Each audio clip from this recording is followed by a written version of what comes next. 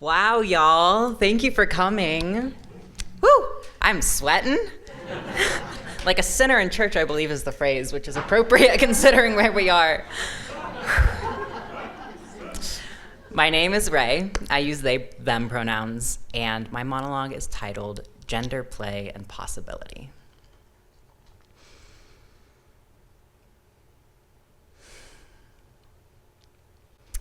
Research indicates that a majority of trans people know they are trans before the age of 14.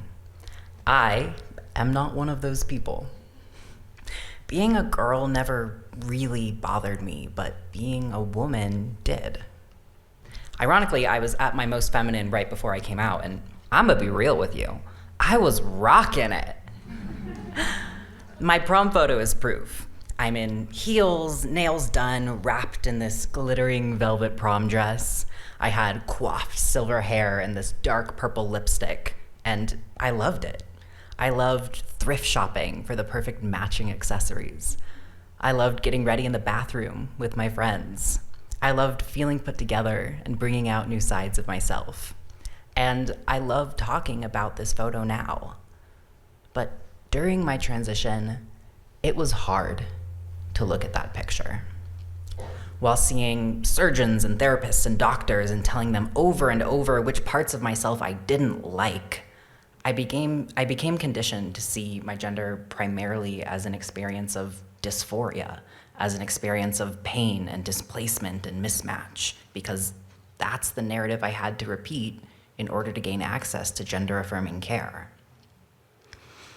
Over time, my prom photo stopped reminding me of joy and started to represent duplicity, I guess. I had no way of reconciling my enjoyment with femininity with the fact that I didn't feel like a woman.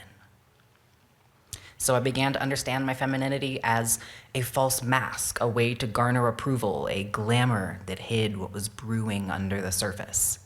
Only now am I really able to articulate that my gender didn't start from that place of pain. It started from a place of play. Freshman year of high school, my friends agreed to wear reversible bracelets to accommodate gender fluidity and questioning within the group. The light blue side was for feminine pronouns, the dark blue for masculine, and we could twist the bracelet for neutral pronouns. They were ugly, elastic things stitched together by yours truly on my very first sewing machine. Yeah, I may as well have done it with my eyes closed. The thread was knotted and gnarled in places, but the bracelets were beautiful because they were ours, because they tied us together. We got good at switching pronouns. We would flip our bracelets mid-conversation to see who noticed. Sometimes you could get away with flipping a cis person's, and we would laugh together as they squirmed in exaggerated discomfort. Nope, nope, nope, that does not feel right. This was all very playful. Trying on different gendered language became no more taboo than trying on different clothes. I experimented with all three sets of pronouns, and without having any certainty about what my gender definitively was, I noticed that I liked neutral pronouns, which in turn helped me give myself permission to try more masculine things. I discovered, for example, that I liked wearing button-downs and baseball caps. I liked cologne and cargo shorts, and I really liked mixing it all in with my feminine staples. Finally, I gave myself permission to experiment with a binder, a compression garment that flattens your chest. I told nobody. There was a part of me that hoped I wouldn't like it, but I did like it. I really liked it. With it on, I felt more at home in my body. For me, there was never a defining moment where I claimed the label of non-binary. The initial realization was less about discerning what my gender was and more about becoming who I wanted to go through life as. I didn't think of it as transitioning. I was just expanding, growing branches that were the different parts of myself. I find it strange when people call my gender unnatural because this is the most natural thing there is. Nature is not either or. Nature is dry and wet, hot and cold, forgiving and brutal. Authenticity is multiplicity. Fluidity is sincerity. And yet, As I started to look into medical transition, this conviction changed. I was exposed to the transmedicalist idea that only a certain portion of people who seek gender-affirming care are actually trans and thus actually deserving of receiving that care. I was haunted by the idea that I might be faking it, that I might be misinterpreting my feelings, that I might regret transition. There's a certain amount of anxiety that's normal when you make a major life decision, but my political environment magnified that anxiety to the point where it was disabling.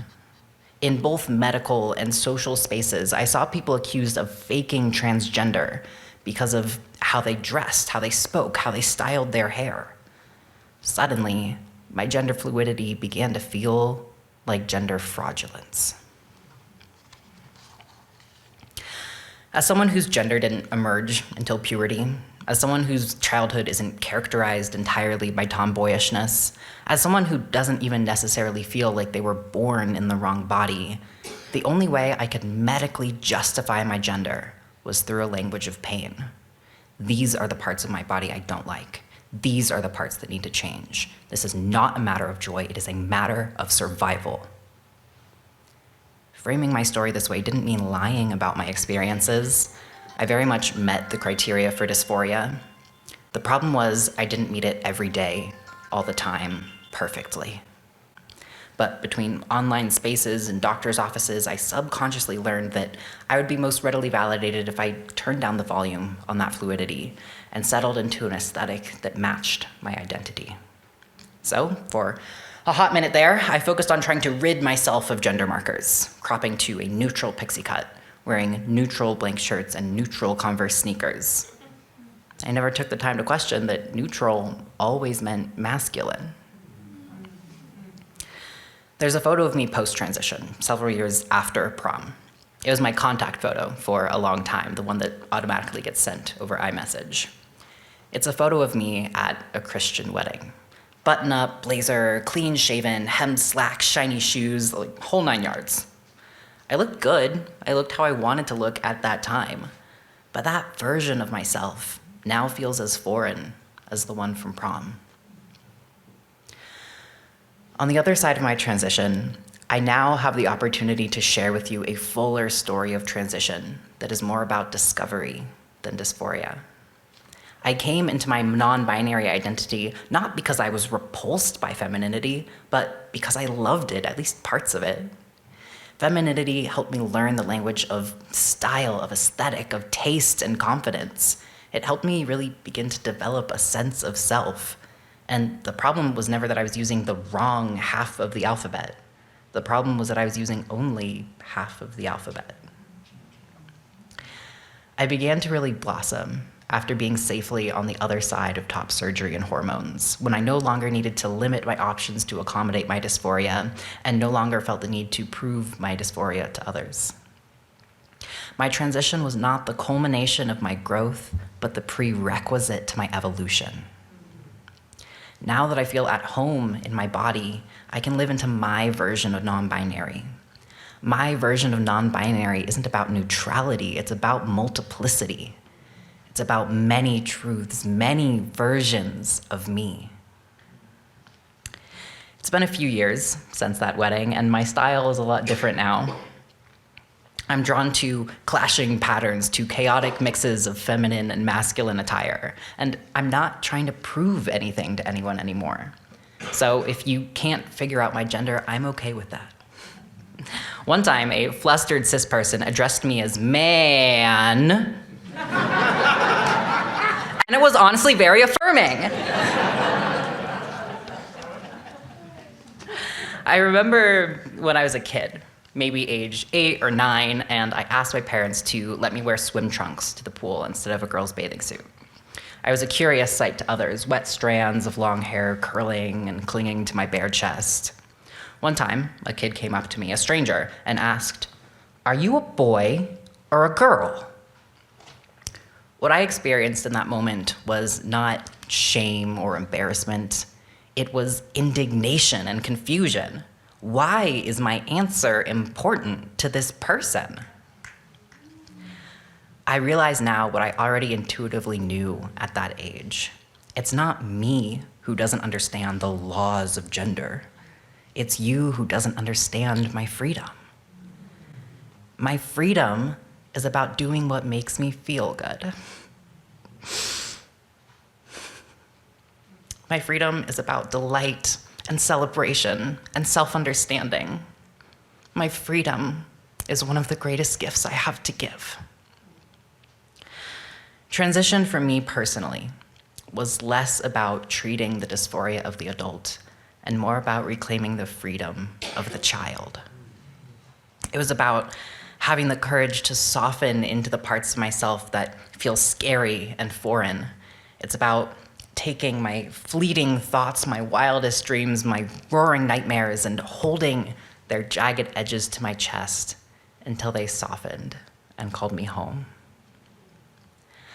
I believe that the parts of ourselves that we are most afraid of are the parts that have the capacity to liberate us the most.